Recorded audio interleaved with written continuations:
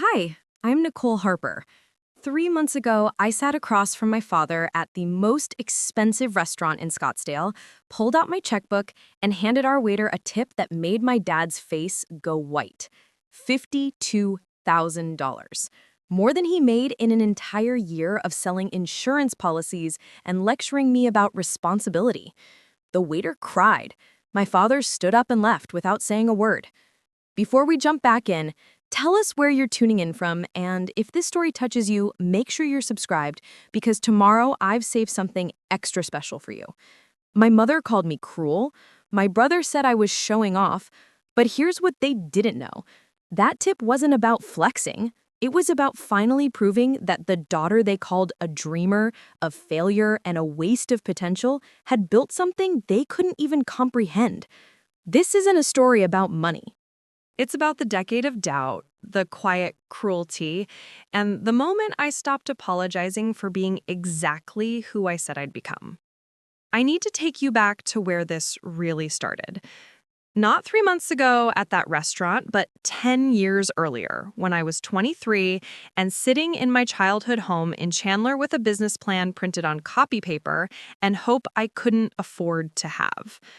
The living room smelled like my mother's lavender candles, the ones she lit whenever company came over to make the house seem more put together than it actually was. My father sat in his recliner, the same one he'd owned since I was in middle school, worn down on the armrest from years of him gripping it while watching the news and complaining about the economy. My mother, perched on the couch with her hands folded in her lap, that patient smile she always wore when she was about to agree with whatever my father said. Brandon, my older brother, leaned against the doorway with his arms crossed, already smirking before I'd even started talking. I had rehearsed this pitch dozens of times. I knew the numbers, the market research, the growth potential. I was asking for $10,000 as a loan, not a gift, with a clear repayment plan and interest. I wanted to start a digital marketing agency focused on helping small e-commerce businesses scale their online presence. It was 2013, and the industry was exploding, but my family didn't see it that way. My father listened for maybe 2 minutes before he held up his hand to stop me. Nicole, he said, and the way he said my name already told me everything I needed to know. This is a fantasy. You want me to give you $10,000 so you can play around on the internet?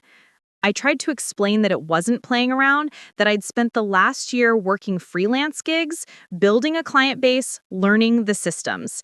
He cut me off again. You're 23 years old. You don't know anything about running a business. Do you know how many startups fail in the first year? Do you have any idea how competitive that field is? You'll be broke in 6 months and back here asking for more money. My mother nodded along like his words were gospel. Brandon snorted from the doorway. You can't even keep your apartment clean, Nick. How are you going to run a company? The room felt smaller suddenly, like the walls were closing in. I looked down at my business plan, at all the hours I'd put into research and projections, and felt something inside me crack. My father leaned forward in his chair, his voice dropping into that tone he used when he wanted to sound wise instead of just mean. Let me be clear with you, he said. You will never be worth $1 million. You don't have what it takes. You're a dreamer, and dreamers end up disappointed. The smart thing to do is get a real job. Something stable, maybe work your way up in a company over time. This internet marketing thing, it's a fad.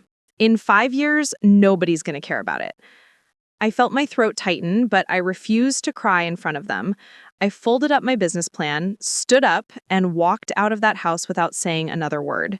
My mother called after me, telling me not to be dramatic, but I was already in my car. I sat there in their driveway for a long time, staring at the steering wheel, replaying his words in my head. You will never be worth $1 million. That sentence lodged itself in my chest like a splinter I couldn't remove. I drove back to my tiny studio apartment in Tempe, the one with the cracked bathroom tile and the air conditioner that only worked half the time.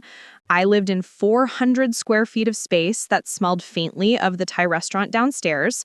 My furniture was a mix of thrift store finds and hand-me-downs. I had two clients at the time, both paying me barely enough to cover rent and groceries. I should have felt defeated.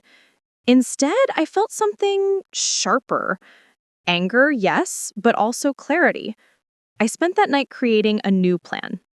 If my family wouldn't invest in me, I'd find someone who would. I started reaching out to everyone I'd ever worked with, every contact I'd made during my freelance days. I joined online forums and local business groups. I offered free consultations just to get my foot in the door. Within 2 months, I had 5 clients.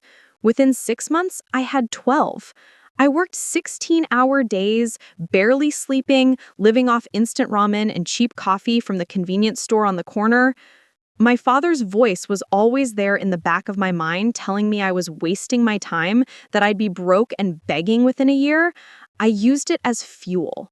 Every time I wanted to quit, every time a client ghosted me or a campaign failed, I heard his voice and pushed harder. By the end of that first year, I had 20 clients and enough revenue to move into a better apartment.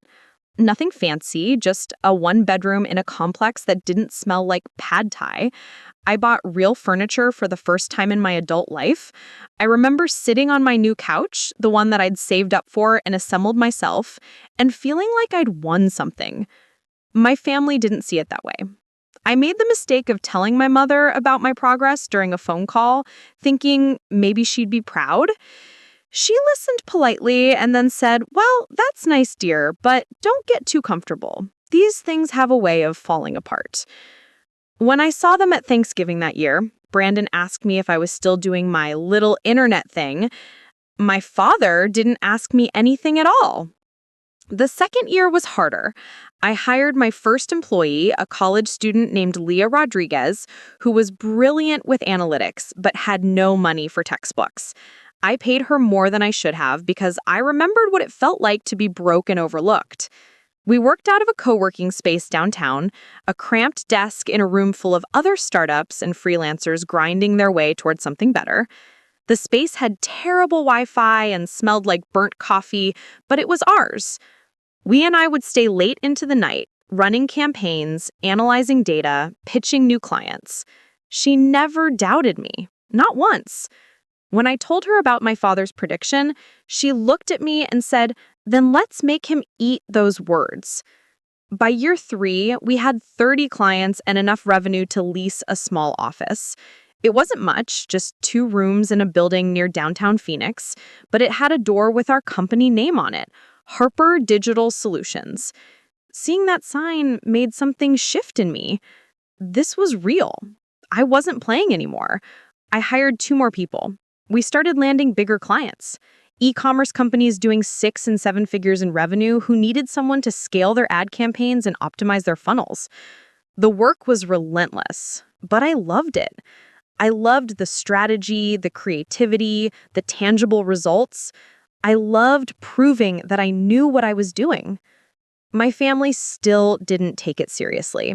At Christmas that year, my father asked me when I was going to settle down and get a real career. Brandon joked that I was lucky the internet hadn't collapsed yet. My mother patted my hand and said she was glad I was keeping busy. I hired 5 more people. We moved into a bigger office, a full suite with a conference room and a kitchen and windows that actually let in light. I remember standing in that empty office before we moved in, imagining what it would look like filled with my team, and feeling something I hadn't felt in years: pride. My revenue that year crossed $500,000. I was 27 years old, and I'd built something real. I called my mother to tell her the news, thinking maybe this time it would be different. She said, "That's wonderful, honey," and then immediately started talking about Brandon's new promotion at his accounting firm. I didn't call my father. By year 5, we were doing over $1 million in revenue. I hired a financial advisor, a sharp guy named Derek Sullivan, who helped me structure everything properly. He set me up with investments, savings, a retirement plan. He told me I was on track to be worth several million by the time I was 35 if I kept growing at this pace. I thought about my father's words constantly. You will never be worth $1 million. Except I was. I was worth twice that, and I'd done it without his help, without his belief, without his approval. Then came the dinner invitation. My mother called me on a Tuesday afternoon, her voice bright and cheerful in that way that always meant she wanted something. Nicole, honey, your father's birthday is coming up, and we'd love to do something special. We're thinking dinner at Lumiere, that lovely French place in Scottsdale.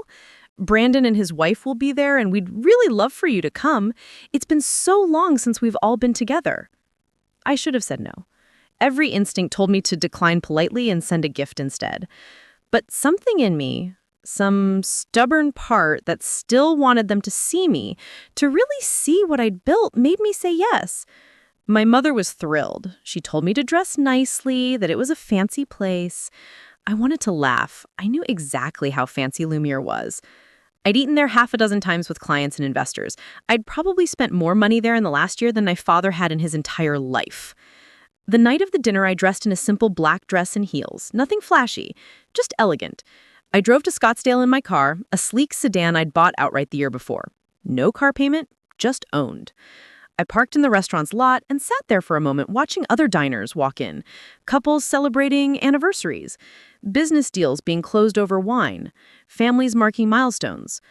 Preparing and narrating this story took us a lot of time, so if you are enjoying it, subscribe to our channel. It means a lot to us.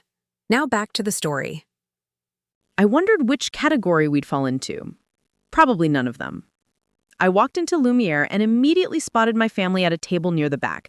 The restaurant was exactly as I remembered. All soft lighting and white tablecloths, the kind of place where the servers move like dancers and the wine list has pages. My mother waved when she saw me, her smile wide and performative. My father barely looked up. Brandon was already scrolling through his phone. I sat down and braced myself for whatever this evening would bring. The waiter who approached our table was young, maybe mid-20s, with the kind of tired eyes that come from working double shifts. His name tag read Tommy. He smiled warmly as he handed us menus and asked if we'd like to start with something to drink.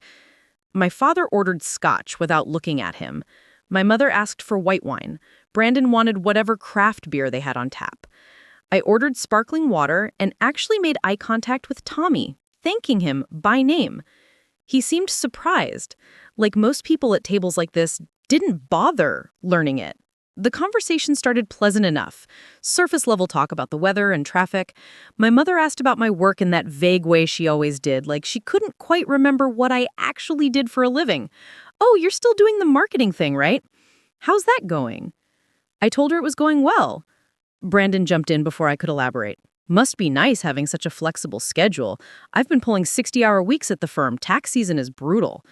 My father nodded approvingly. That's what real work looks like, he said, gesturing at Brandon with his scotch glass. Putting in the hours, climbing the ladder, that's how you build a career. I felt that familiar tightness in my chest but kept my expression neutral.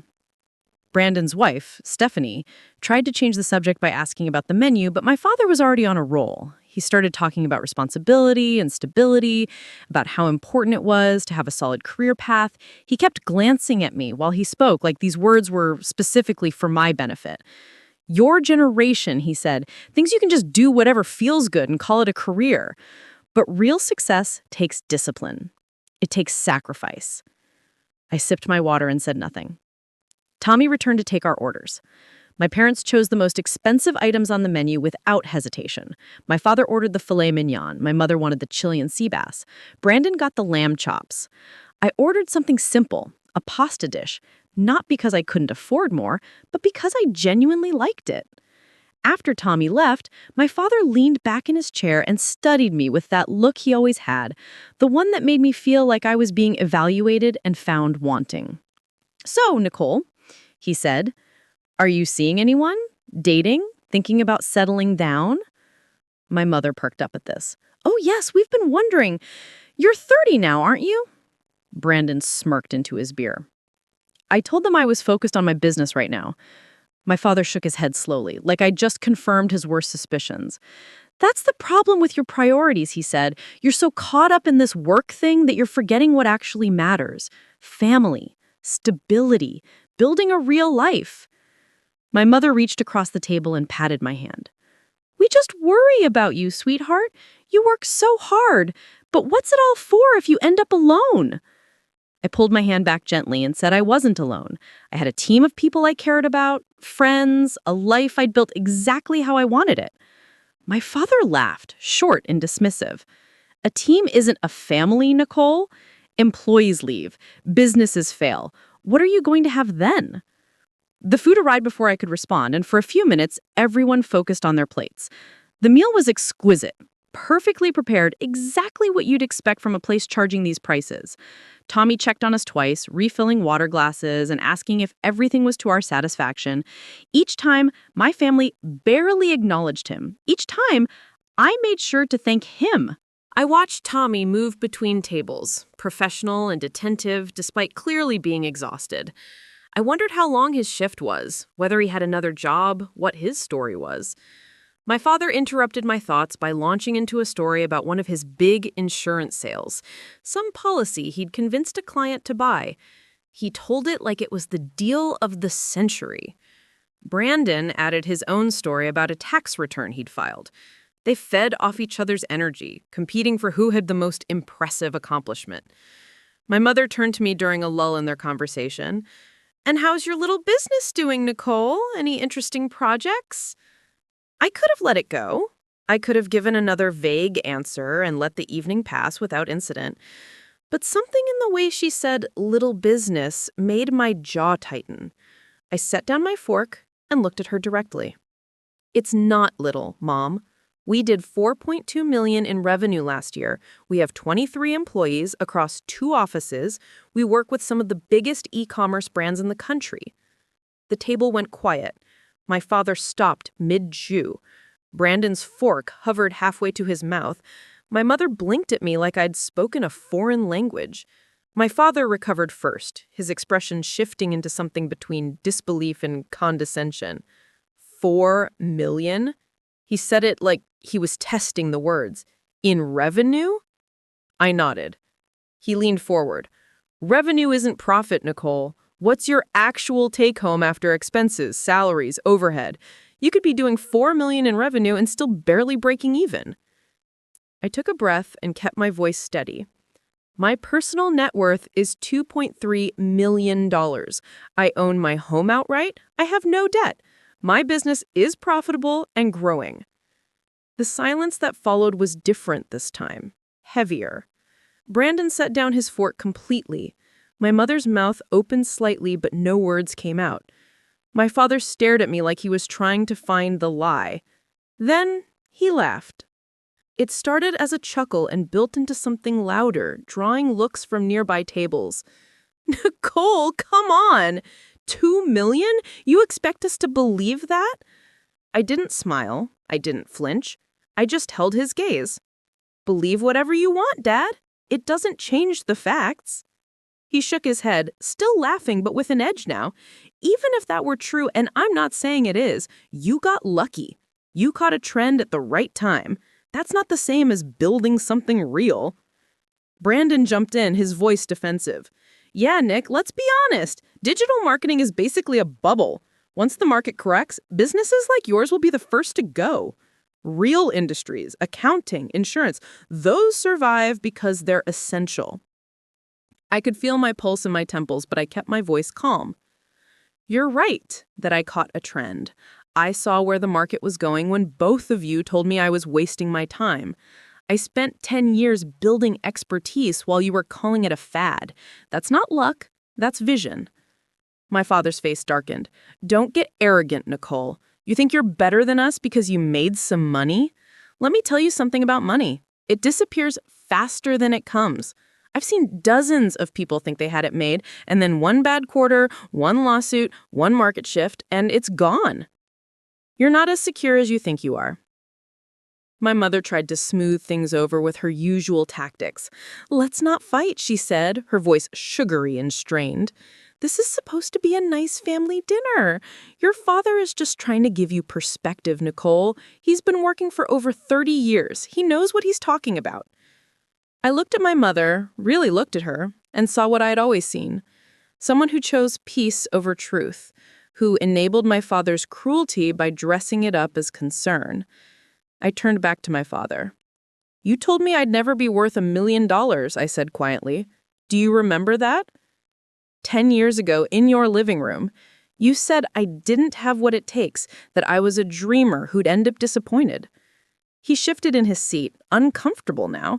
I was being realistic, he said. I was trying to protect you from failure. No, I said, you were protecting your own ego.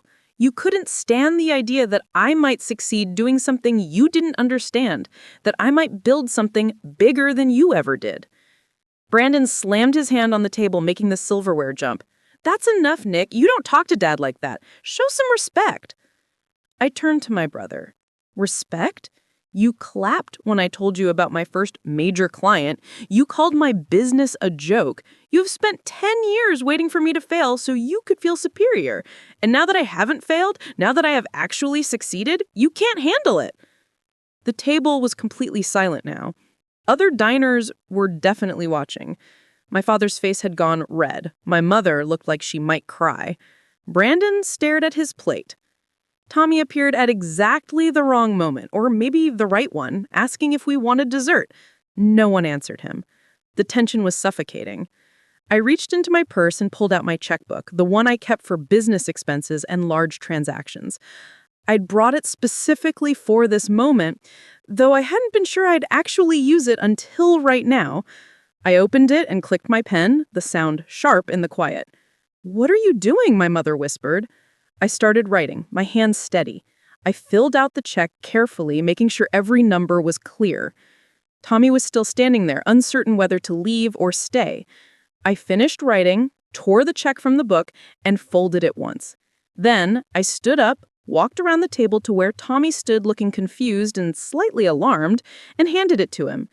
"This is for you," I said clearly, "for your excellent service tonight." He took it automatically, still not understanding. When he unfolded it and saw the amount, his face went completely white. $52,000. Tommy's hands started shaking. He looked at me, then at the check, then back at me. "This," he stammered, "this has to be a mistake."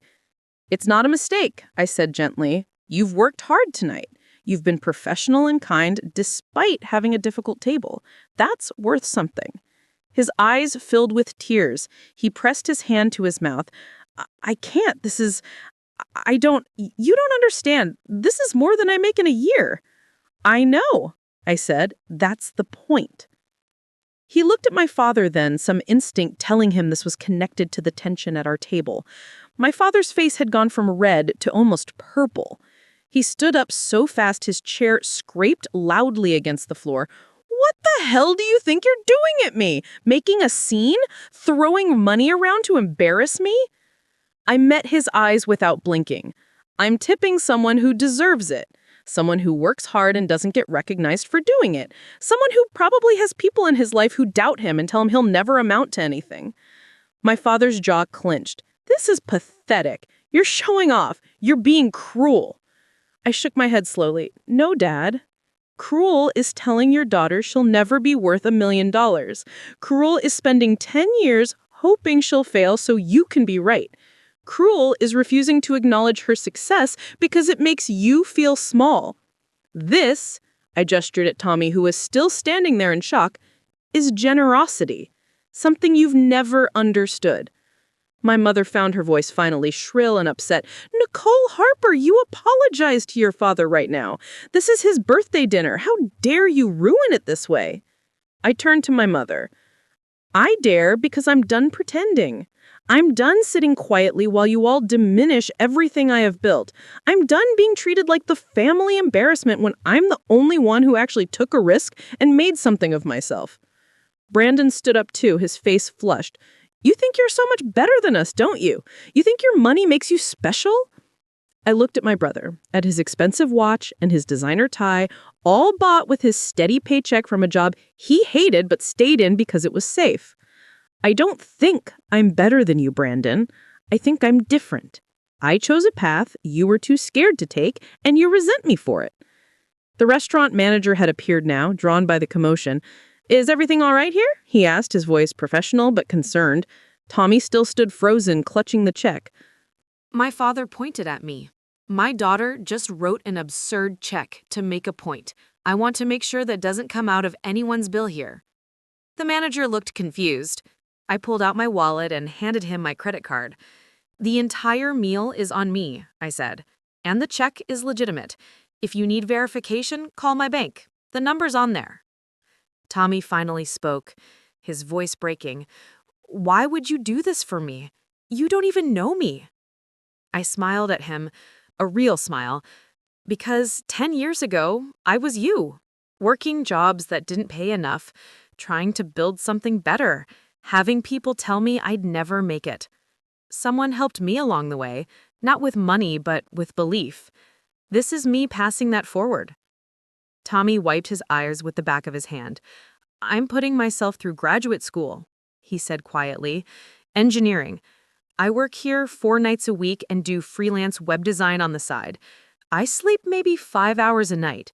Everyone tells me I should just get a normal job, that I'm making things too hard. But I want to build something. I want to create something that matters." I felt my throat tighten with emotion. "Then keep going," I told him. "Don't let anyone tell you your dream is too big or too risky. Don't let anyone make you feel small for wanting more. And when you get there, when you build the life you're working toward, remember this moment. Remember that someone believed in you." He nodded, tears streaming down his face now. "Thank you," he whispered. "Thank you so much." The manager was examining my credit card and the check, probably running calculations in his head about whether this was real. My father grabbed his coat from the back of his chair. "We're leaving," he announced. "This is insulting. This is," he struggled for words, "this is you throwing your money in my face." I turned to face him fully. "No, Dad. This is me proving you wrong. You said I'd never be worth $1 million. I'm worth more than double that. You said I'd fail. I built a thriving company. You said I didn't have what it takes. I have everything it takes and more. This isn't about humiliating you. This is about freeing myself from your doubt." My mother gathered her purse, her hand shaking. "You're being cruel, Nicole. This isn't who you are." I laughed, short and bitter. "You don't know who I am, Mom. You never cared to find out. You've spent 30 years watching Dad tear me down and saying nothing. You've enabled every dismissive comment, every belittling remark, every moment he made me feel worthless. You don't get to tell me who I am." Brandon herded his wife toward the exit. "This is insane," he muttered. "You've lost your mind, Nick." Maybe I had. Or maybe I'd finally found it. My family left in a cluster of angry energy, my father leading the way without looking back, my mother trailing behind, casting worried glances at the other diners, Brandon putting his arm around Stephanie and whispering urgently. I stood there in the middle of Lumiere, my heart pounding, watching them go. The manager approached me carefully. "Miss Harper, I need to verify this check before we can process it." "Of course," I said. "Call the number. My financial advisor is available 24 hours for transactions like this." He stepped away to make the call. Tommy was still standing there, the check held carefully in both hands, like it might disintegrate. Are you okay?" he asked me, which was such a kind question that it nearly broke me. I nodded. "I will be." He hesitated, then said, "I heard what your dad said to you, about never being worth $1 million. My dad told me something similar, said engineers were a dime a dozen and I'd end up in debt with nothing to show for it." I looked at this young man, exhausted and determined, working multiple jobs to chase a dream people kept telling him was foolish. And I saw myself so clearly it hurt. "They're wrong," I told him. "Your dad, my dad, everyone who tells us to play it safe because they're too afraid to take risks themselves. They're all wrong." The manager returned, looking slightly stunned. "Everything checks out," he said. "The check is legitimate. I've never seen a tip like this in 15 years of restaurant management. Tommy, he paused, overwhelmed. "You're going to need to talk to payroll about how to handle this." Tommy nodded, still in shock. I paid for the entire meal with my card, leaving an additional generous tip for the other servers and the kitchen staff. The manager thanked me profusely, probably already imagining the story he'd tell about this night. As I gathered my things to leave, Tommy stopped me one more time. "I'm not going to forget this," he said. "When I finish school, when I build my company, I'm going to help someone the way you helped me tonight. That's all I ask," I told him. I walked out of Lumiere into the cool Scottsdale night. The parking lot was half empty now, the dinner rush winding down. I could see my family's cars were already gone, probably sped away the moment they exited. I sat in my car for a long time before starting the engine, letting the adrenaline drain away, feeling the weight of what I'd just done settle over me. My phone started buzzing almost immediately. Text messages coming in rapid succession. My mother saying I'd ruined everything, that I owed my father an apology, Brandon calling me selfish and attention-seeking, even Stephanie, who barely knew me, weighing in to say I'd been disrespectful. I turned my phone face down and didn't read the rest. I drove home slowly, taking the long way through Paradise Valley, past houses lit up like small palaces, past manicured lawns and luxury cars and driveways. I thought about the girl I'd been 10 years ago, sitting in that studio apartment in Tempe, eating ramen and building websites at 2 in the morning, wondering if my father was right, wondering if I'd be broke and crawling back to beg for help within a year. I thought about every moment of doubt, every failed pitch, every client who didn't pay, every person who told me to get a real job. I thought about the hours I put in, the sacrifices I'd made, the relationships I'd lost because I was always working. And I thought about Tommy, holding that check with shaking hands, his whole trajectory possibly changed by one moment of recognition. When I got home, I poured myself a glass of wine and sat on my back patio looking at the stars.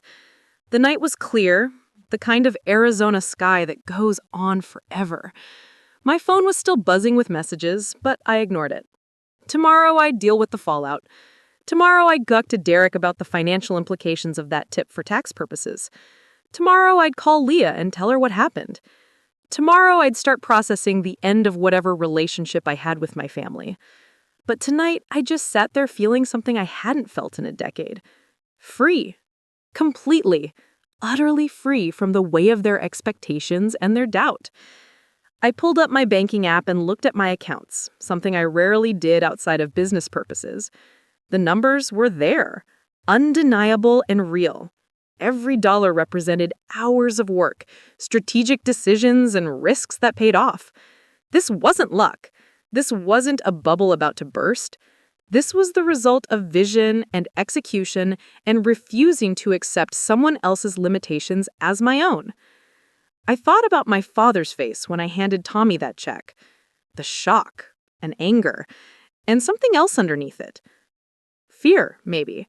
The fear of realizing your daughter had become someone she couldn't control or diminish anymore.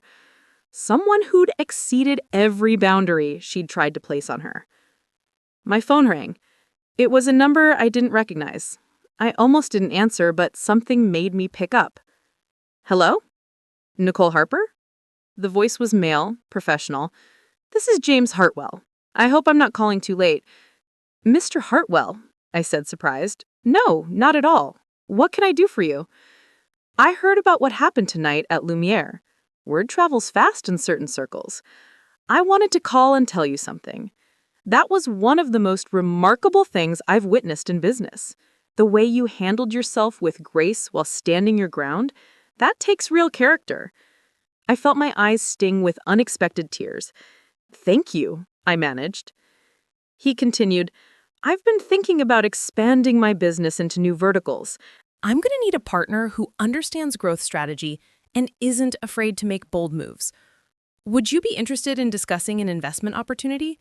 Not just as a service provider, but as an equity partner?" I sat up straighter. "I'd be very interested in that conversation." "Good," he said. "Let's set up a meeting next week. And Nicole, don't let anyone make you apologize for your success. The people who matter will celebrate it. The ones who don't aren't worth your energy." We hung up, and I sat there processing what had just happened. One door closes and another opens, sometimes in the same night. The next morning, I woke up to 73 text messages, 14 missed calls, and my doorbell ringing insistently. I pulled on a robe and checked the security camera on my phone. My mother stood on my front porch, dressed in one of her church outfits, the kind she wore when she wanted to look respectable and hurt at the same time. I considered not answering. I considered letting her stand there until she gave up and left. But something told me this conversation was inevitable, and delaying it would only make things worse. I opened the door. My mother's face was puffy, her eyes red-rimmed. She'd been crying, which was her weapon of choice when words failed. "Nicole," she said, her voice trembling, "we need to talk about last night." I stepped aside to let her in. She walked past me into the living room, looking around like she was cataloging everything, probably calculating what it all cost. I didn't offer her coffee. I didn't offer her anything. I just stood there waiting for whatever speech she'd rehearsed on the drive over. "Your father is devastated," she began, sitting on the edge of my couch like she was afraid to get too comfortable. "He didn't sleep at all. He just sat in his office going through old photos of you as a little girl, wondering where he went wrong." I felt something cold settle in my chest. Where he went wrong was telling me I'd never amount to anything. Where he went wrong was spending 10 years hoping I'd fail so he could feel validated. She shook her head, dabbing at her eyes with a tissue she'd pulled from her purse. "You don't understand. Your father loves you. Everything he's ever said or done was because he wanted to protect you from disappointment." I sat down across from her, keeping distance between us. "Mom, protection would have been teaching me how to manage risk. Protection would have been helping me learn from failures instead of using them as proof I was incapable. What he did wasn't protection. It was sabotage dressed up as concern." She flinched like I'd struck her. "That's not fair, Nicole. Your father worked hard his entire life to provide for this family. He sacrificed so much to give you and Brandon opportunities. The least you could do was show him some respect." I leaned forward, my voice steady. "What opportunities did he give me, Mom? Be specific, because from where I'm sitting, the only thing he gave me was doubt. Every time I tried something new, he told me it wouldn't work. Every time I had an idea, he shot it down. Every time I asked for support, he gave me criticism instead. That's not providing opportunities, that's crushing potential." My mother's face crumbled. "You're being so cruel. This isn't who I raised you to be." I laughed, sharp and bitter. "You didn't raise me, Mom. You watched Dad tear me down and said nothing. You chose his comfort over my confidence every single time. So don't sit here and tell me about who you raised, because the person I became happened in spite of you, not because of you." She stood up abruptly, clutching her purse. "I came here hoping we could fix this. I came here hoping you'd apologize and we could move forward as a family. But I see now that you're too far gone. You've let your success make you arrogant and mean." I stood too, my voice rising despite my efforts to stay calm. "I'm not arrogant for knowing my worth. I'm not mean for refusing to be diminished anymore. And I'm not apologizing for proving Dad wrong. He wanted me to fail. I didn't. That's not my fault." My mother walked toward the door, then stopped and turned back. "You wrote that boy a check for $52,000. Do you have any idea how that makes your father feel, knowing you'd give away that kind of money to a stranger, but wouldn't even consider helping your own family?" I stared at her, genuinely confused. "When did you ever ask me for help?" She blinked rapidly. "We shouldn't have to ask. Family helps family. That's just understood." "No," I said slowly. "Family respects family. Family celebrates family. Family doesn't spend a decade betting on someone's failure and then demand gratitude when they succeed anyway. You want my money, Mom? Is that what this is about?" She recoiled like I'd slapped her. "How dare you? This isn't about money. This is about loyalty, about remembering where you came from." I walked to the door and opened it. I remember exactly where I came from. I came from a house where my father told me I was worthless, and my mother stood by and let it happen. I came from a family that made me feel small so they could feel big, and I got out. That's what last night was about. Not humiliation, liberation. My mother walked past me, her shoulders rigid with anger. You're going to regret this, Nicole. Family is all you have in the end. When your business fails, when your money runs out, who do you think is going to be there for you? I looked at her directly. If my business fails, I'll build another one. If my money runs out, I'll make more. And I'll do it surrounded by people who actually believe in me. People who don't measure my worth by how small I'm willing to stay. She left without another word, her heels clicking down my front walk to her car. I closed the door and leaned against it, my hands shaking. The adrenaline from the confrontation left me feeling hollow and exhausted. My phone rang. It was Leah. I answered, and before I could say anything, she was talking rapid fire. Oh my God, Nicole, everyone is talking about what you did last night. It's all over social media. Someone at the restaurant filmed part of it and posted it. You're like internet famous right now. I felt my stomach drop. What? Leah sent me a link.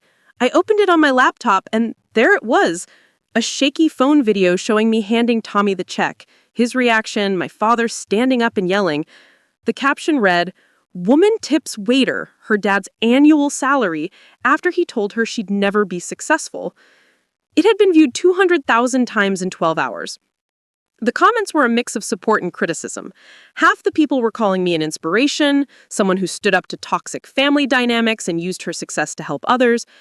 The other half were calling me spoiled and disrespectful, saying I'd humiliated my father publicly for attention. A few people had dug into my business, finding articles about Harper Digital Solutions, interviews I'd done, conference talks I'd given. My entire professional history was being dissected by strangers. Leah was still talking. This is insane. We've gotten like 50 new inquiries this morning alone. People want to work with you because of this. But also, there are some news outlets asking for interviews. What do you want me to tell them? I rubbed my temples, feeling a headache forming. Tell them I'm not available for comment right now, and screen the client inquiries carefully. I don't want people who are just interested in drama. Leah agreed and hung up. I spent the next hour reading through the comments on the video, torturing myself with the opinions of people who knew nothing about my life. Some of them struck uncomfortably close to home. One person wrote that successful people often forget where they came from and use their money to hurt the people who raised them. Another said I clearly had unresolved issues with my father and was acting out like a child. A third suggested my business probably wasn't as successful as I claimed and this was all a publicity stunt. But there were other comments too. A woman wrote about her own father telling her she'd never amount to anything and how she'd built a successful law practice and hadn't spoken to him in 5 years. A man shared a story about working 3 jobs to put himself through college while his family called him stupid for not just getting a trade job. A college student said the video made her cry because she was constantly told her dreams were too big, and seeing someone actually achieve them and stand up for themselves gave her hope. Those comments made something in my chest ache. Derek called mid-morning. Nicole, we need to talk about the tax implications of that tip. $52,000 is a significant gift. We're going to need to file paperwork, and there might be gift tax considerations. I told him to do whatever needed to be done. I don't care about the tax hit. It was worth it. He was quiet for a moment. I saw the video. That took guts. Your father really said you'd never be worth $1 million? He did. Right to my face, 10 years ago. Derek exhaled slowly. Well, you're worth considerably more than that now. And the James Hartwell opportunity he mentioned, that could potentially double your net worth within 3 years if the projections are accurate. We should discuss that in detail this week. After I hung up with Derek, I tried to work. I opened my laptop and pulled up client files, campaign analytics, strategy documents. But I couldn't focus. My mind kept drifting back to my mother's words. You're going to regret this. Family is all you have in the end. Was she right? Would there come a day when I looked back on last night and wished I'd handled it differently? Would I regret burning that bridge so spectacularly, so publicly? My phone buzzed with a text from an unknown number. I hesitated before opening it. It was from Tommy, the waiter. Miss Harper, I wanted to reach out and thank you again. I've been getting messages all day because of the video. Some people are being cruel, saying I don't deserve what you gave me, that I should give it back to keep your family drama private. But I want you to know that what you did changed my life. I paid off my student loans this morning. All of them. I'm debt-free for the first time since I was 18. I can focus on school without working 4 nights a week. You gave me time, which is more valuable than money. Thank you for seeing me. I read the message 3 times, feeling tears burn behind my eyes. This was why I'd done it. Not to hurt my father, though that had been a side effect I didn't regret, but to give someone a chance the way I'd wanted someone to give me a chance 10 years ago. I wrote back a simple response. You earned it. Keep building your dream. He sent back a prayer hands emoji and a heart. I set my phone down and finally let myself cry. Big, ugly sobs that had been building since last night. I cried for the girl I'd been, desperate for her father's approval. I cried for the years I'd spent second-guessing myself because someone I loved had planted doubt in my mind. I cried for the relationship with my family that was probably irreparably broken now.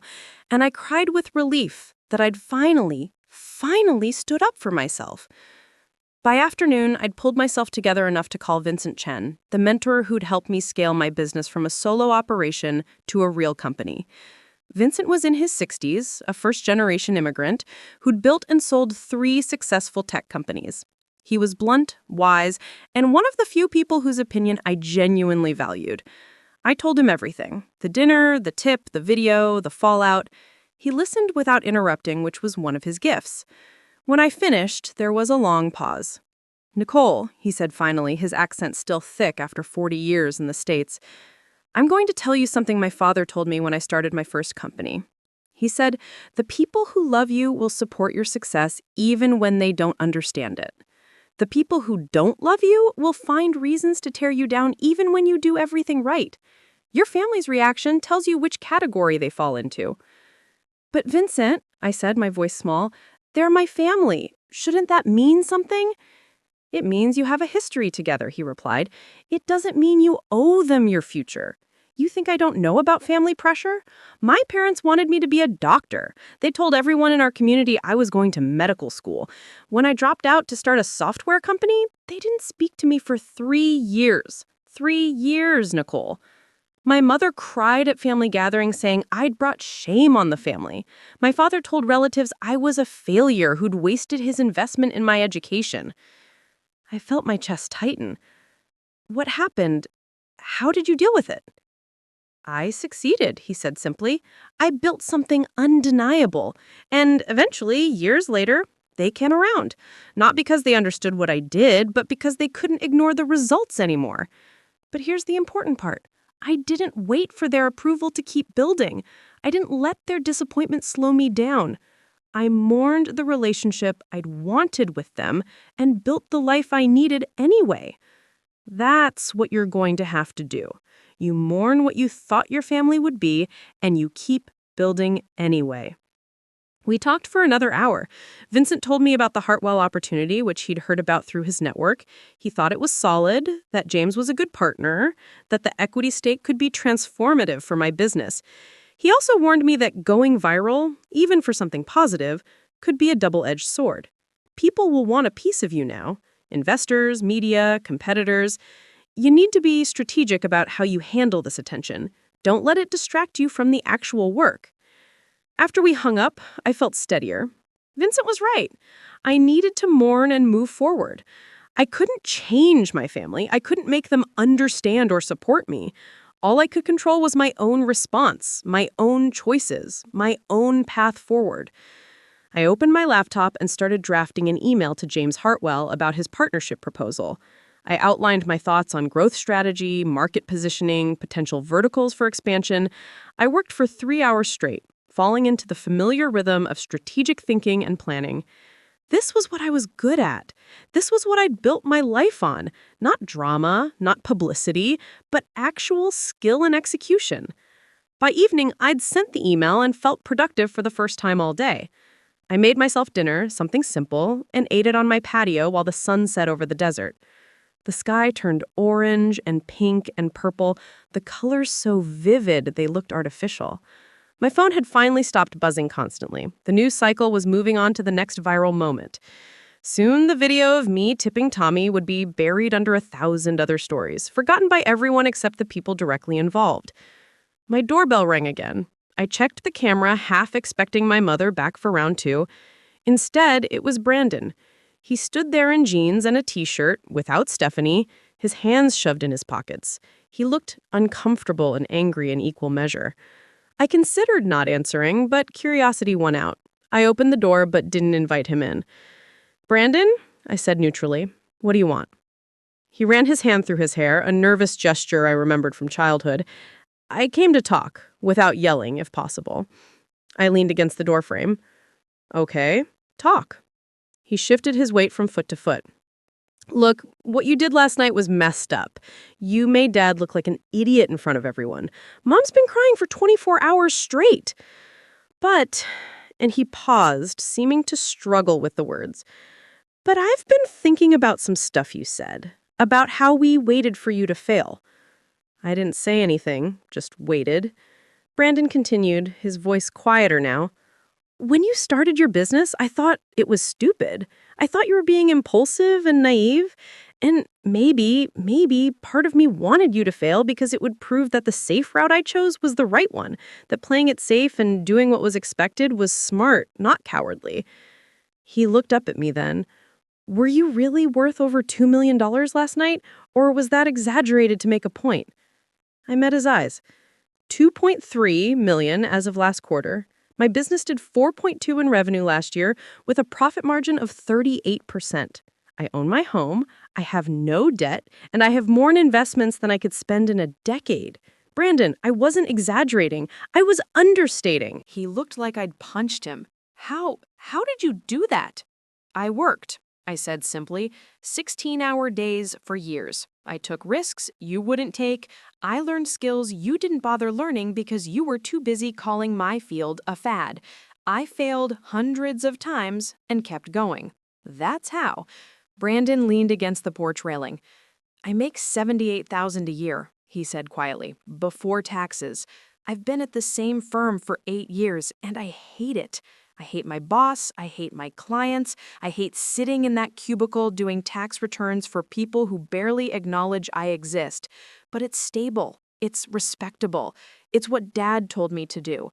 So why do I feel like I'm the failure here?"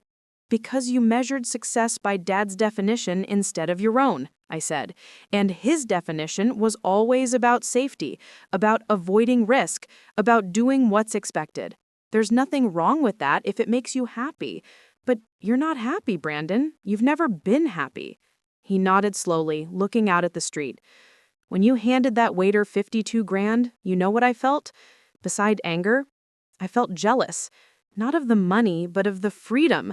You did something completely impractical and generous just because you could, just because you wanted to. I can't remember the last time I did anything just because I wanted to." We stood there in silence for a moment. The evening air was cooling, a slight breeze carrying the smell of someone's barbecue from down the street.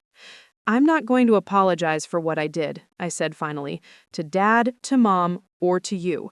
But I'm sorry you feel trapped. You don't have to be, you know? You could quit. You could try something new. You could take a risk." Brandon shook his head. "I'm not like you, Nick. I don't have that kind of courage." "Maybe," I said, "or maybe you've just never tried." Brandon left shortly after that, promising to think about what I'd said but making no commitments. I watched his car pull away and wondered if our relationship would ever be anything more than surface level. Growing up, we'd never been close. The 5-year age gap meant we were always in different stages of life, but more than that, we'd been positioned as competitors. Dad's favorite game was comparing us, always finding Brandon superior in the ways that mattered to him. More practical, more sensible, more likely to succeed by conventional metrics. I'd stopped trying to win that game years ago. The week that followed was surreal. The video continued circulating, spawning think pieces about family dynamics and generational wealth and toxic parenting. A few journalists reached out despite my no-comment policy. One particularly persistent reporter from a Phoenix lifestyle magazine tracked down my office address and showed up unannounced. Leah intercepted her at reception, firmly but politely, explaining that I wasn't giving interviews. The reporter left a card anyway, just in case I changed my mind. What surprised me most was the response from my business network. People I'd worked with for years reached out privately to share their own stories of family members who doubted them, parents who'd tried to limit their potential, relatives who resented their success. A client I'd been working with for 3 years sent me a long email about his father refusing to attend his wedding because he'd married someone from a different socioeconomic background. Another told me about being disowned at 19 for choosing art school over engineering. These were successful people, respected in their fields, and they all carried wounds from family members who couldn't celebrate their choices. Vincent's words kept echoing in my mind. You mourn what you thought your family would be, and you keep building anyway. So that's what I did. I threw myself into work with renewed focus. The meeting with James Hartwell was scheduled for Friday afternoon at his office in Phoenix. I spent 3 days preparing, running scenarios, building financial models, stress testing every assumption. Leah helped me put together a presentation that was comprehensive but not overwhelming, demonstrating our capabilities without overselling. Thursday evening, my phone rang with a number I didn't recognize but a Phoenix area code. I answered cautiously. Nicole Harper? The voice was older, female, warm but professional. Yes, this is she. My name is Patricia Reeves. I'm Tommy's mother. I wanted to call and speak with you personally. I sat down slowly on my couch, suddenly nervous. Of course. How can I help you, Mrs. Reeves? She laughed softly. You've already helped more than you know. Tommy came home last weekend and told me what you did. At first I thought he was exaggerating or had gotten the numbers wrong, but then I saw the video and I realized it was true. Miss Harper, do you know what it means to a mother to see her child's burden lifted like that? I felt my throat tighten. Tommy mentioned he was in graduate school, engineering, right? Yes, Patricia said, and I could hear the pride in her voice. He's brilliant, always has been. But after his father passed 3 years ago, money got tight, real tight. I work as a nurse, and I do okay, but not enough to help him with school costs. He's been working himself to exhaustion, and I've watched him get thinner and more tired every semester. I kept telling him it was okay to take longer, to slow down, but he's stubborn, gets that from his father.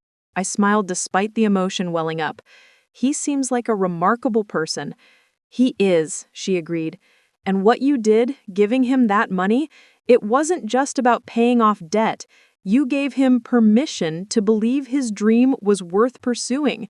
You showed him that hard work can be recognized and rewarded in unexpected ways. That's a gift that goes beyond the dollar amount. We talked for another 20 minutes.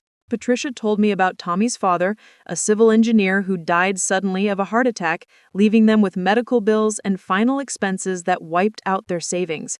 She told me about Tommy's younger sister, still in high school, who wanted to be a doctor. She told me about the neighborhood they lived in, working class and proud, where everyone knew everyone's business and people helped each other through hard times. Before we hung up, Patricia said something that stayed with me. My son told me about your father, what he said to you years ago. I want you to know that man was wrong, dead wrong.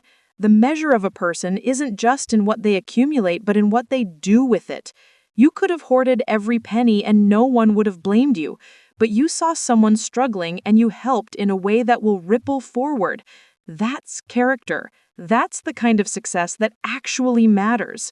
After she hung up, I sat in the growing darkness of my living room and cried again, but this time the tears felt different, cleaner somehow, less about pain and more about release. I'd spent so long measuring my worth by my father's impossible standards, trying to prove something to someone who'd never be satisfied. Patricia's words reminded me that success could be measured in entirely different terms. Not just revenue and net worth, but impact and generosity and the courage to help someone else climb. Friday morning arrived with Arizona's relentless sunshine. I dressed carefully for the Hartwell meeting, choosing a tailored navy suit that struck the balance between professional and approachable. Leah met me at the office early, and we ran through the presentation one final time. She had put together supporting materials, case studies from our most successful client campaigns, projected growth models if we took on an equity partnership. Everything was polished and ready.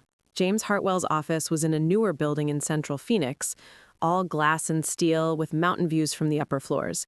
His company, Hartwell Home Goods, had started as a small online retailer of kitchen products and had grown into a multi-million-dollar operation, selling everything from furniture to decor. I'd helped them scale their digital marketing 3 years ago, and watching their growth had been one of my prouder professional accomplishments. The receptionist led Leah and me to a large conference room where James was already waiting, along with 2 other people I didn't recognize. "Nicole," James said, standing to shake my hand. His grip was firm, his smile genuine. "Thank you for coming. I'd like you to meet Caroline Ruiz, my CFO, and David Park, my head of operations. We're going to discuss something significant today, and I wanted the key players in the room." We settled around the conference table, and James got straight to the point. As I mentioned on the phone, I'm looking to expand into new verticals. Specifically, I want to launch a proprietary brand of smart home products. The market is growing exponentially, and I believe we have the customer base and supply chain to compete effectively. He pulled up a presentation on the large screen. The numbers were impressive. Market research showing consumer demand, competitive analysis, preliminary product designs, manufacturing partnerships already in negotiation. This wasn't a vague idea. This was a comprehensive business plan that had clearly been in development for months. The investment required would be substantial, around $3 million for the first phase. "I'm not asking you to put up cash," James clarified. "What I'm proposing is that you come in as an equity partner, contributing your expertise in digital strategy, brand building, and e-commerce optimization. In exchange, you'd receive a 15% stake in the new division." Leah and I exchanged glances. 15% of a smart home product line, if successful, could be worth significantly more than $3 million within a few years. But it would also mean considerable time investment, risk, and the challenge of building something entirely new. I asked questions for the next hour about market positioning, manufacturing costs, quality control, distribution channels, marketing budget, timeline. Caroline and David answered with the kind of detail that showed they'd done their homework. This wasn't a vanity project or a half-formed concept. This was a serious business venture with experienced people behind it. James leaned back in his chair after we'd covered the financials. "Nicole, I'm going to be direct with you. I've worked with a lot of marketing agencies over the years. Most of them are order takers. They do what I ask, send me a report, collect their fee. You've never been that. You've challenged my assumptions, pushed me to think differently, and every time I've listened to you, my business has grown. That's the kind of partner I want for this venture. Someone who'll tell me when I'm wrong and help me figure out what's right." I appreciated the candor. "I'm interested," I said carefully, "but I need to understand the time commitment. I have a company to run with 23 employees depending on me. I can't abandon that to chase a new opportunity, no matter how promising." James nodded. "I wouldn't expect you to. What I'm proposing is a strategic partnership where you'd oversee the marketing and brand development side, working with a dedicated team we'd hire specifically for this division. You'd be involved in major decisions, but the day-to-day operations would be handled by the division's management team. Think of it as being on the board rather than being the CEO." That made more sense. We discussed timelines, deliverables, and expectations for another 45 minutes. By the end of the meeting, I agreed in principle to the partnership, pending final contract review by my attorney.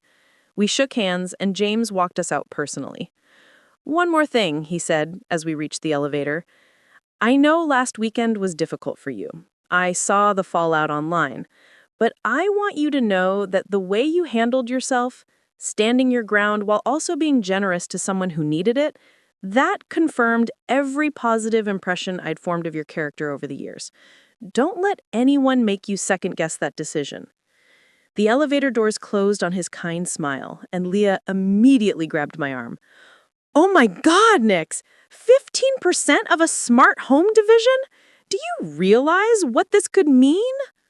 I did. It could mean my net worth doubling in 3 to 5 years. It could mean expanding my professional expertise into product development and brand management. It could mean building something entirely new while still maintaining the company I'd already built. It was exactly the kind of opportunity I would have been too afraid to pursue 10 years ago when my father's voice was still louder than my own confidence. We went back to the office and spent the afternoon with our team reviewing current client work and making sure nothing had slipped through the cracks during the previous week's chaos. My employees had been remarkably professional about the viral video situation. A few had asked if I was okay, offering support, but no one had pressed for details or made it awkward. That was the culture we'd built at Harper Digital Solutions. We cared about each other's well-being without being intrusive, we celebrated successes without being competitive, and we focused on excellent work rather than office drama.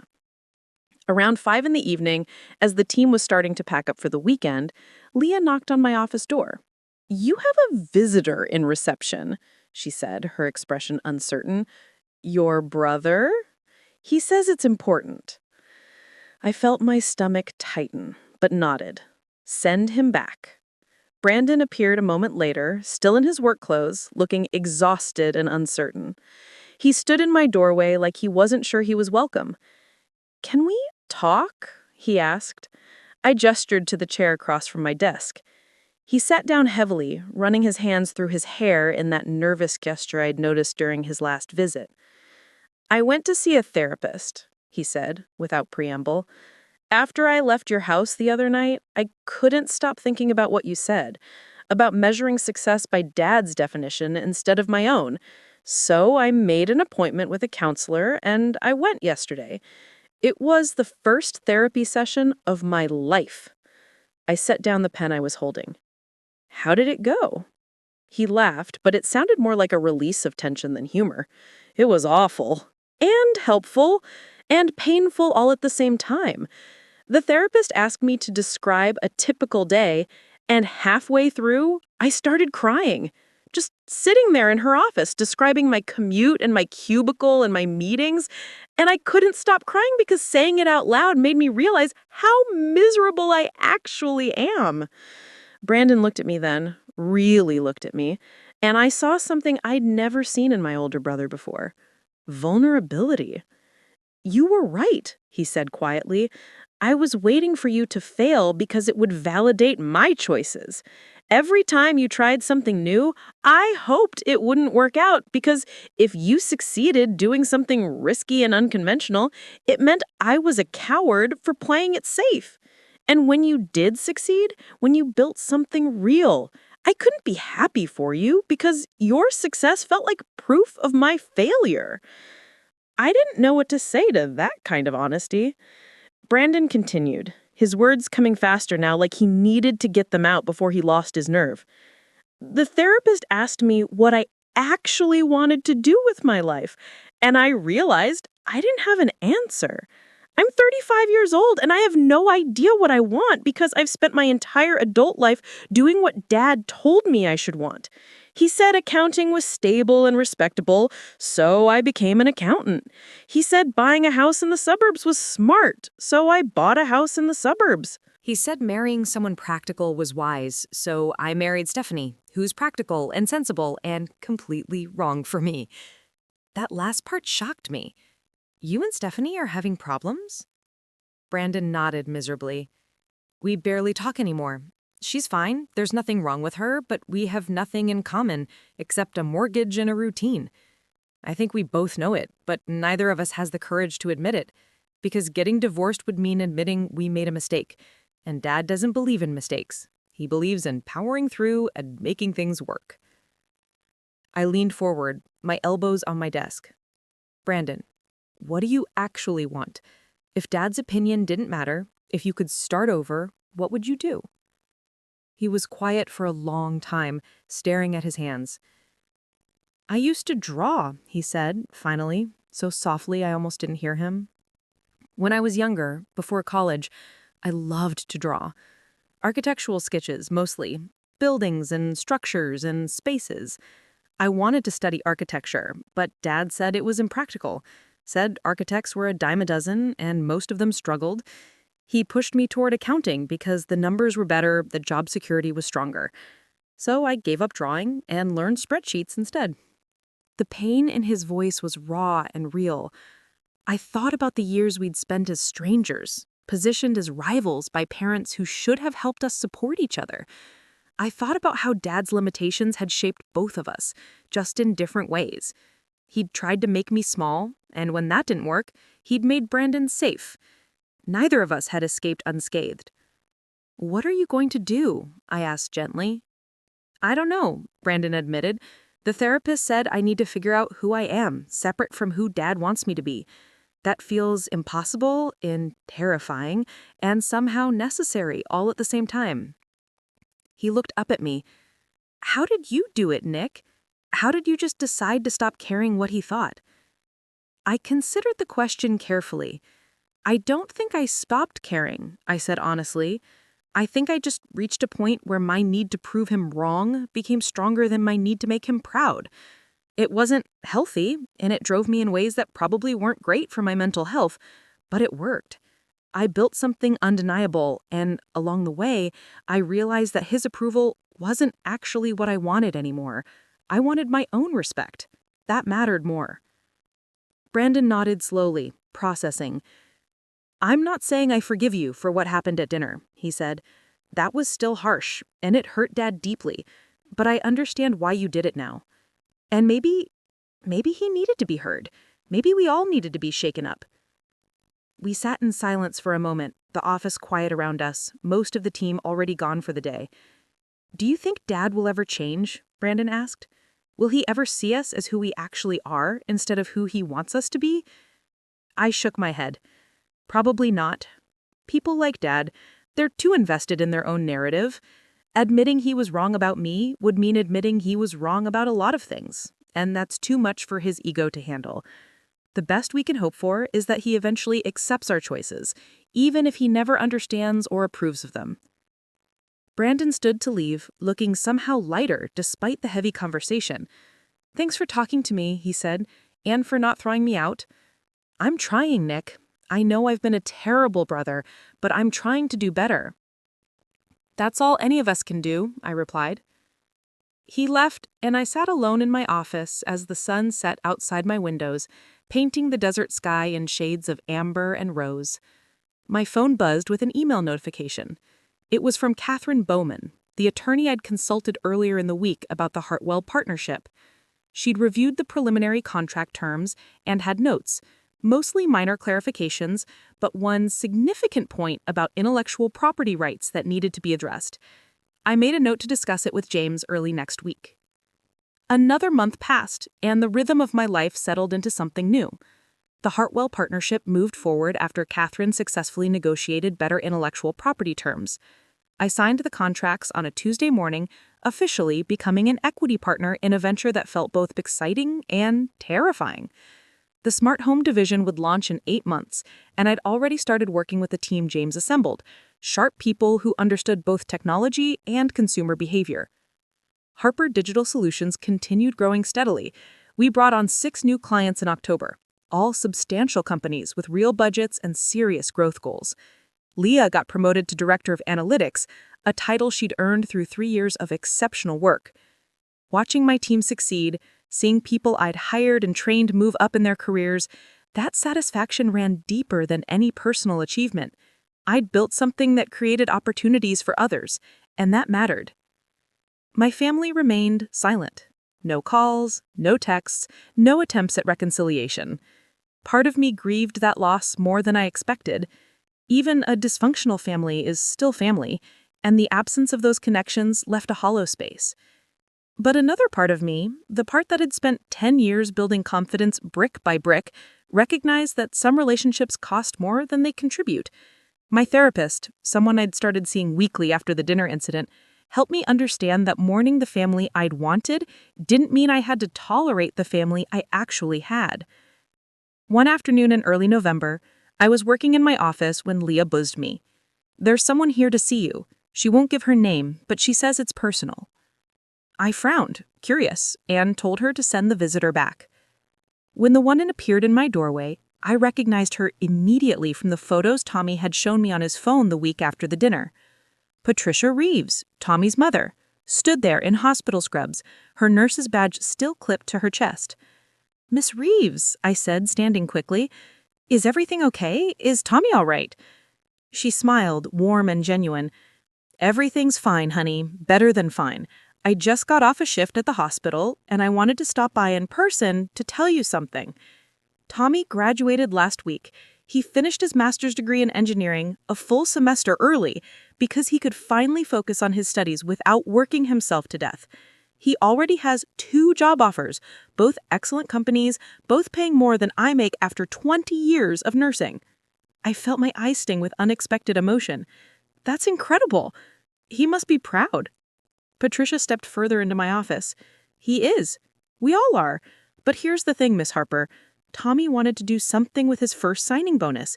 He asked me to help him find people in situations like his was, students, workers, strivers, and Tommy gave each of them $10,000. My hand went to my mouth. $50,000? Just like that? To people he doesn't even know? Patricia nodded, her eyes bright. "He said you taught him that success isn't just about accumulating wealth. It's about opening doors for others the way someone opened a door for you. He's calling it the Harper Fund, if you don't mind. A way to pass forward what you gave him." I couldn't speak. I just shook my head, indicating I didn't mind at all. Patricia pulled an envelope from her purse and handed it to me. "He also wanted you to have this." Inside was a handwritten letter on nice stationery. I unfolded it and read Tommy's careful script. "Miss Harper," it began, "I don't have words adequate to thank you for what you did. You changed my life trajectory in one moment of generosity.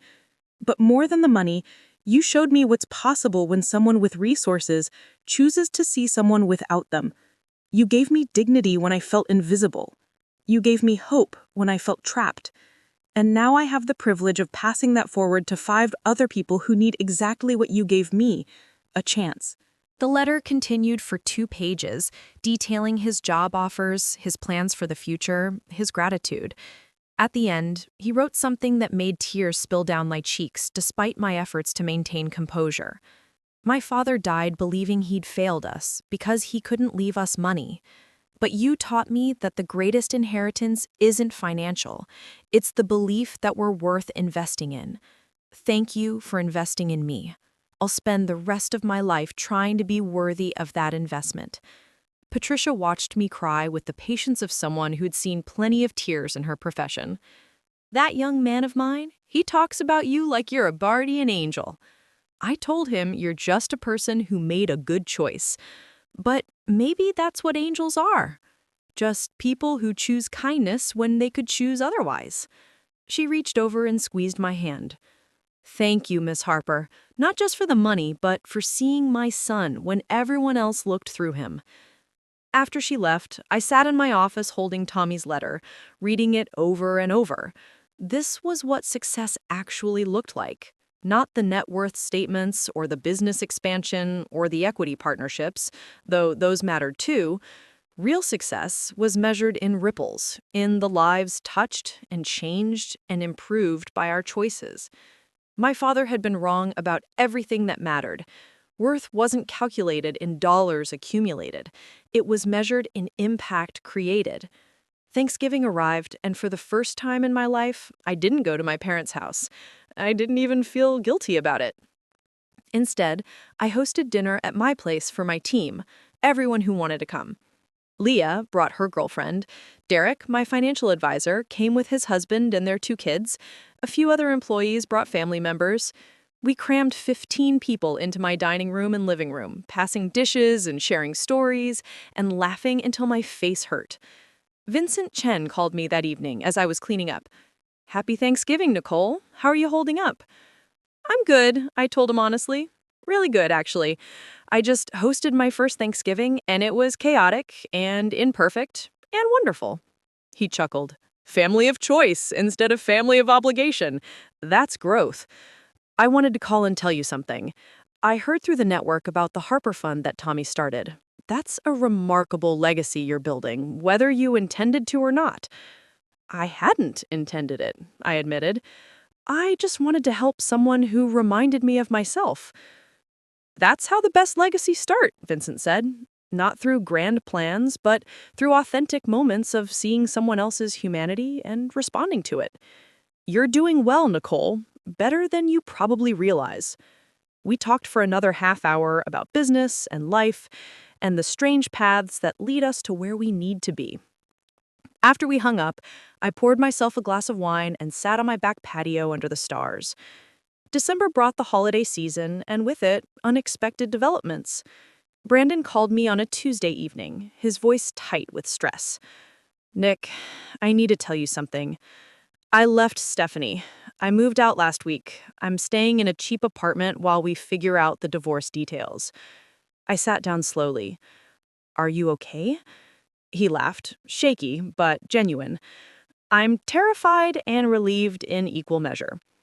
The therapist helped me understand that I was staying in a marriage that made both of us unhappy because leaving felt like admitting failure. But staying was the actual failure. Leaving was just being honest." I asked if he told our parents. He had. Their reaction had been predictable. Dad called him irresponsible and impulsive. Mom cried and asked what the neighbors would think. Neither of them asked if he was happy or what he needed. "Classic," I said, and Brandon agreed. He'd also done something else, something that shocked me. He'd enrolled in night classes at a community college, beginning architecture courses, starting over at 35, building toward the dream he'd abandoned 15 years earlier. "It's going to take years," he said. "I'll be 40 before I can even think about working as an architect. But the alternative is spending the next 30 years doing something that slowly kills my soul. So I'm choosing the hard path instead of the easy one, for the first time in my life." I told him I was proud of him, and I meant it.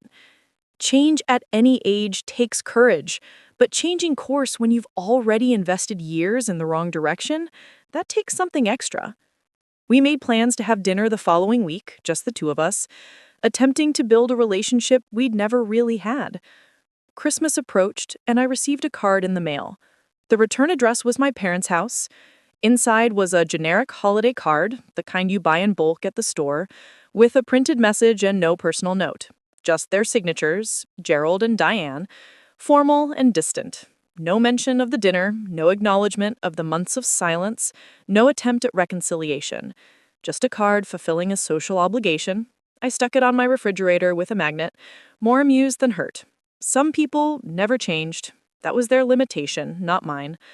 On Christmas Eve, I attended a charity event in Phoenix, a fundraiser for a nonprofit that helped first-generation college students with emergency expenses, the kind of students who face choosing between textbooks and groceries, between staying in school and going home. I'd made a significant donation earlier in the year, and they'd invited me to attend as a guest of honor. The event was elegant, held in a restored historic building downtown, attended by Phoenix's philanthropic community. Halfway through the evening, a young woman approached me nervously. "Miss Harper?" she asked, her voice uncertain. "I'm Alicia Martinez. I was one of the students Tommy helped through the Harper Fund." She was maybe 20, dressed carefully in clothes that were nice but not expensive, her dark hair pulled back in a neat bun. She worked 2 jobs while studying pre-med and had been on the verge of dropping out when Tommy's $10,000 grant arrived. That money meant she could cut back to 1 job, focus on her studies, and stay on track to apply for medical school. We talked for 20 minutes about her goals, her challenges, her dreams of becoming a doctor in underserved communities. Her passion and determination reminded me of Tommy, of myself, of every person who'd ever been told their dream was impractical, but pursued it anyway. Before she left, Alicia said something that crystallized everything I'd been feeling since that night at the restaurant. "You probably don't remember this, but I was working at Lumiere that night. I was in the kitchen, and I heard about what you did. Everyone was talking about it. Some of the staff thought you were showing off, but I understood. You were telling that waiter, telling all of us, that our work matters, that we matter. Thank you for that." The new year arrived with Arizona's mild winter weather and a sense of possibility I hadn't felt in years. The Hartwell Smart Home division was moving toward launch, the products refined, the marketing strategy solid, the distribution channels established. Early projections suggested we'd exceed first-year targets, which would make my equity stake significantly valuable. Harper Digital Solutions signed its biggest client yet, a national e-commerce company doing 9 figures in annual revenue. We had to bring on 4 new employees just to handle their account properly. In February, I received an email from an address I didn't recognize. The subject line read simply, "Thank you." I opened it cautiously, wary of spam or trolls. Inside was a message from a man named Carlos. He explained that he'd been one of the 5 students Tommy had helped through the Harper Fund. The money had allowed him to finish his degree in computer science and accept an unpaid internship at a tech company, which had led to a full-time job offer. He wanted me to know that he was paying it forward, setting aside money each month to create his own fund for students in his hometown. Throughout the spring, I heard from 3 more of the 5 students Tommy had helped. Each of them had been transformed by that financial assistance at a critical moment. Each of them was planning ways to help others in turn. The ripple effect of one moment of generosity multiplied and amplified by people who understood the value of being seen and supported. This was legacy. Not my name on a building or a plaque on a wall, but lives changed in ways that would continue changing other lives. In April, I ran into my mother at a grocery store in Scottsdale, of all places. We saw each other simultaneously in the produce section, and for a moment, neither of us knew what to do. She looked older than I remembered, more tired. I approached because avoiding her felt childish, and I'd worked too hard on my own growth to regress into pettiness. "Hello, Mom," I said. She clutched her shopping cart like it could protect her.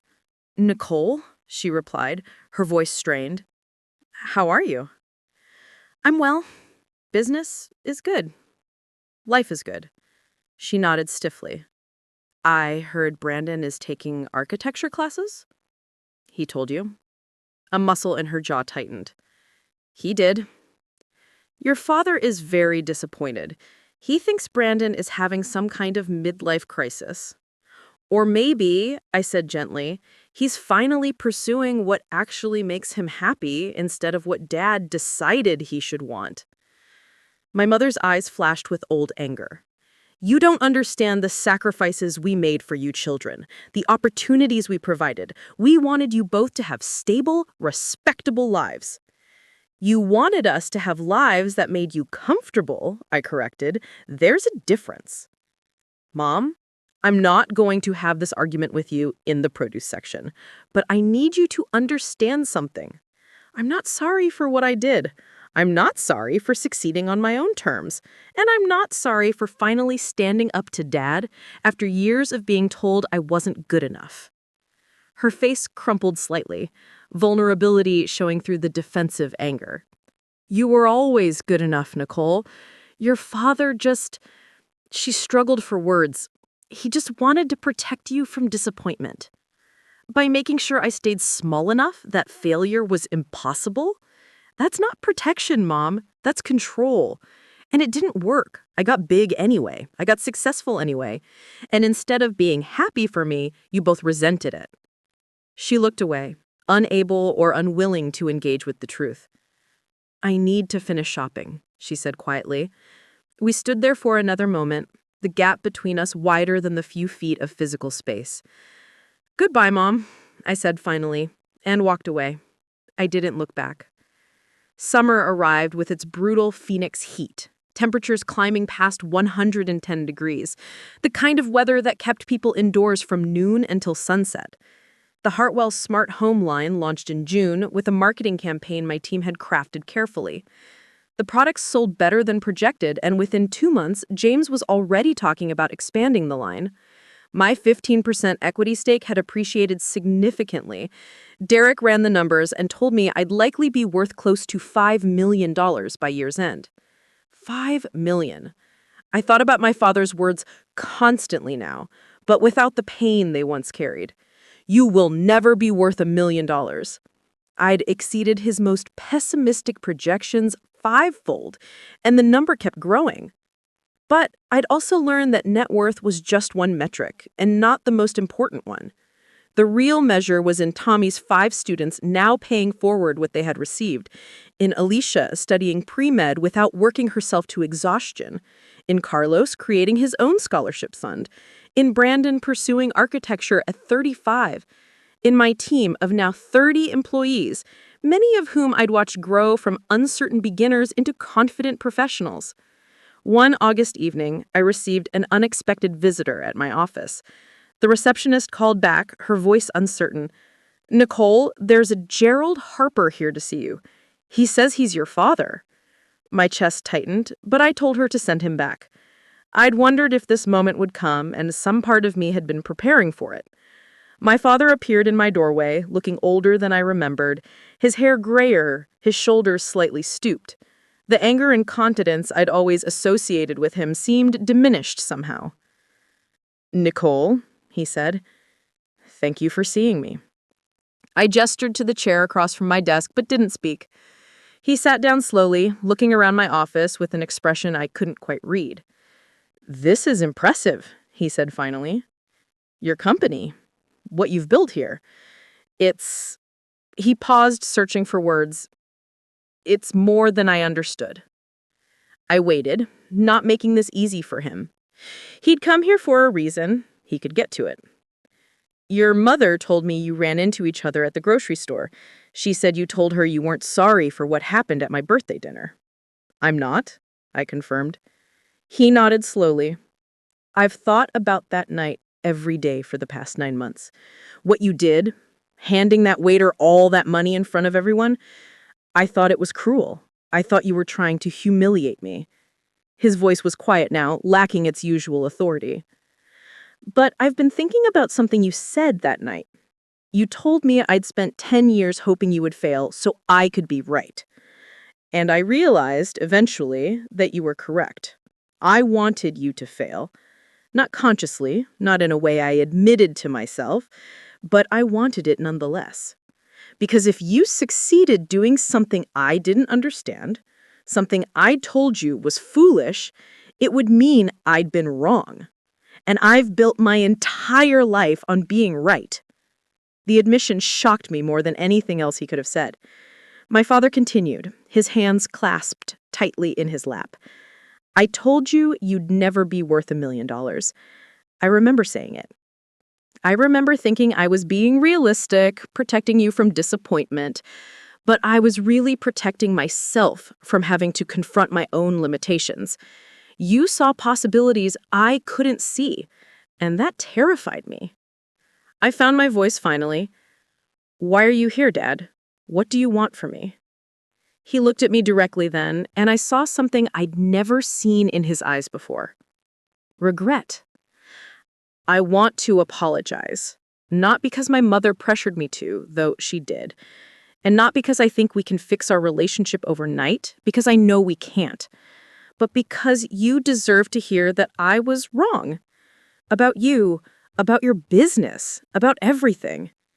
You built something remarkable, and I should have supported you instead of undermining you." The apology hung in the air between us. Part of me wanted to accept it immediately, to bridge this gap and restore some version of our relationship. But another part, the part that had been hurt too many times, remained cautious. "I appreciate you saying that," I said carefully.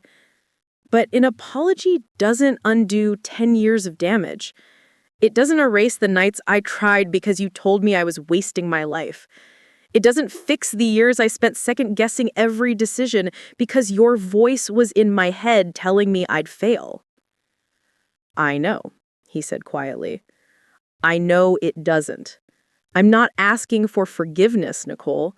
I'm just asking if maybe we could start over. Slowly. See if there's a relationship worth building from here." I thought about Vincent's words from months ago, about mourning the family you wanted and building the life you needed. I thought about Tommy and his 5 students, about ripples of generosity and second chances. I thought about Brandon, rebuilding his life at 35, and whether I had the courage to let my father attempt something similar. We can try, I said finally, but on my terms this time. No more dismissing my work. No more comparing me to Brandon or anyone else.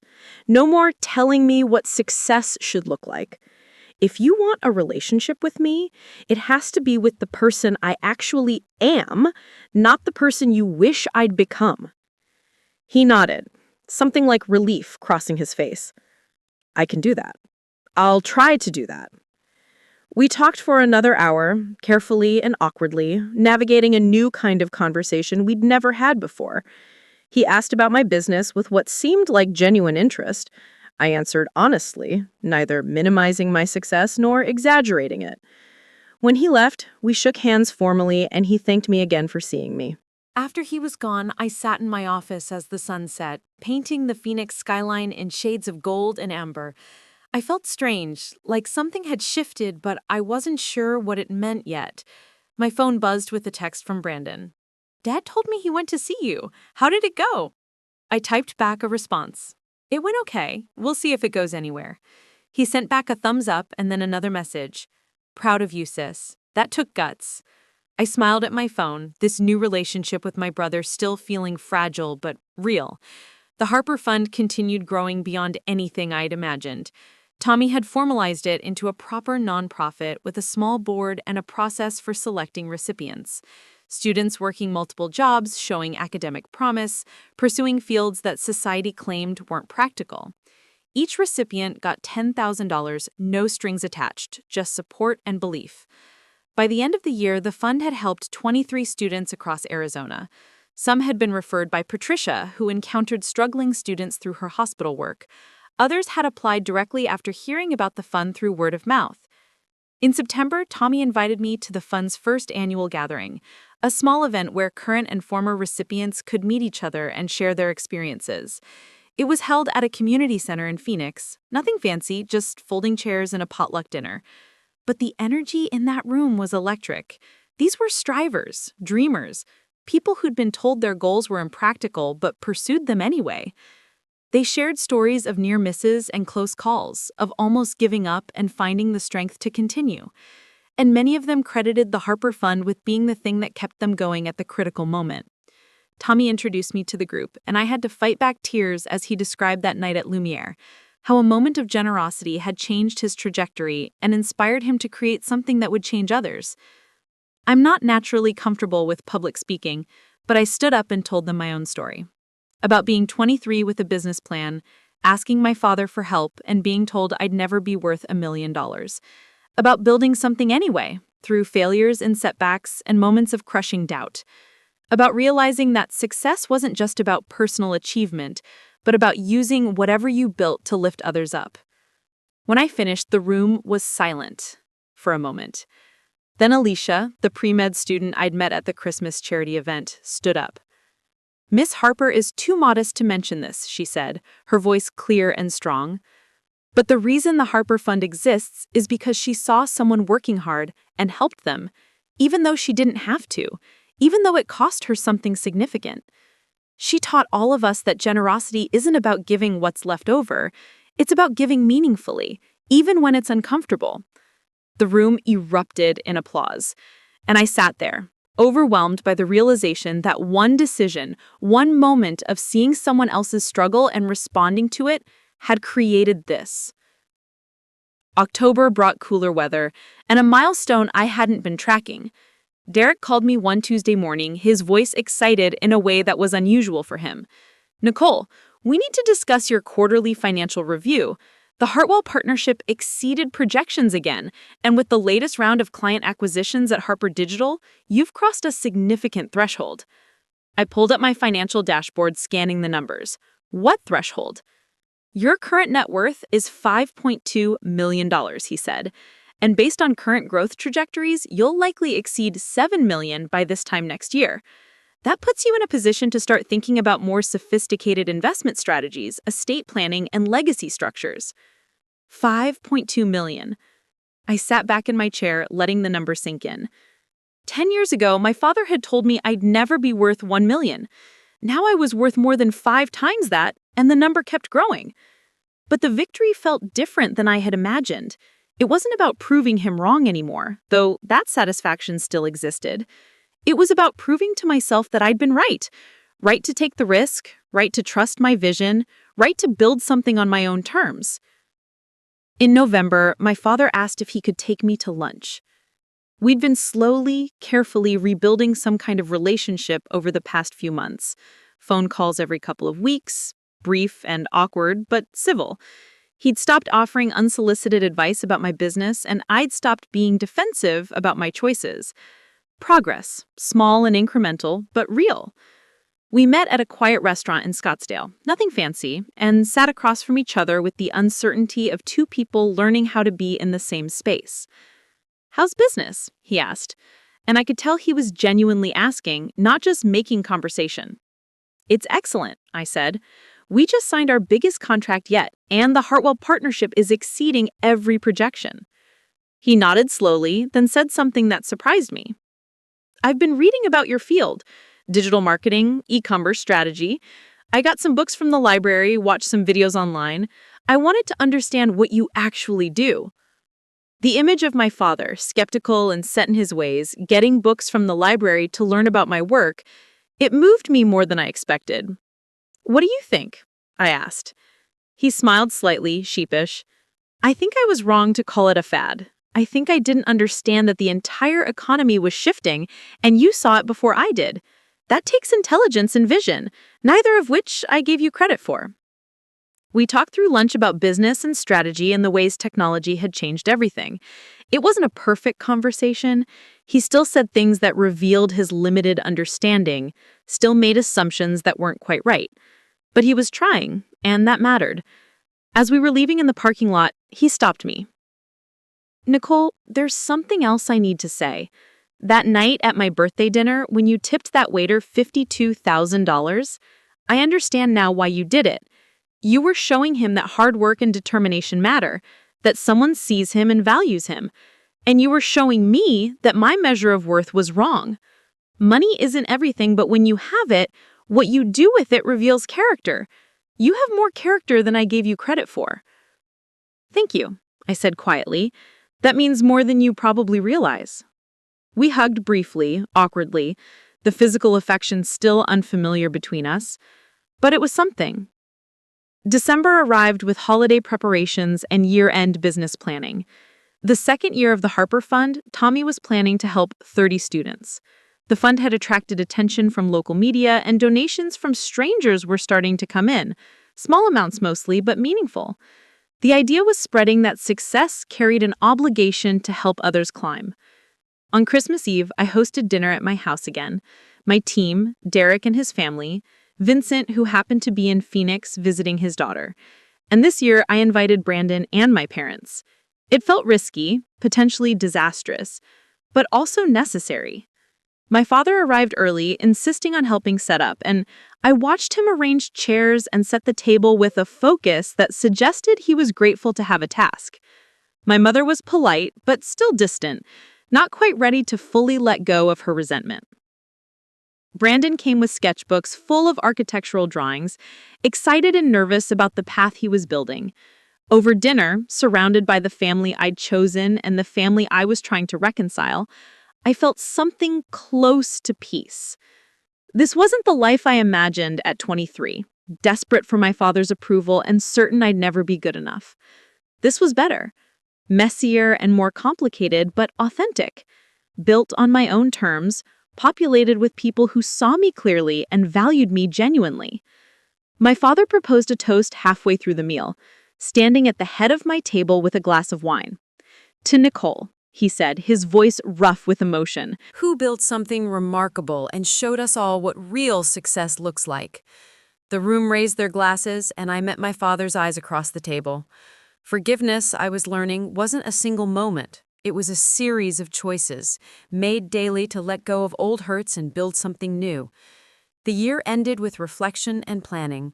I sat in my office on New Year's Eve, reviewing the year's accomplishments, making notes for the year ahead. Harper Digital Solutions would expand into 2 more cities. The Hartwell partnership would launch its second product line. The Harper Fund would help 30 students pursue dreams others called impractical. My net worth would likely exceed $7 million. But more than any of those metrics, I'd rebuilt relationships I thought were irreparably broken. I'd learned that success wasn't just about personal achievement, but about lifting others up.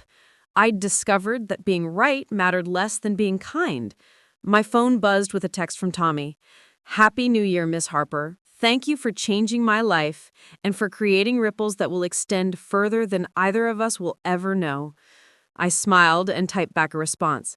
"Thank you for teaching me that generosity multiplies. Here's to a year of more ripples." As midnight approached, I stood on my back patio under Arizona's vast, star-filled sky, thinking about the journey that had brought me here. My father had told me I'd never be worth $1 million, and he'd been catastrophically wrong. But the real mistake wasn't in underestimating my financial potential. It was in believing that dollar amounts were the measure that mattered most. Worth wasn't calculated in bank balances or net worth statements.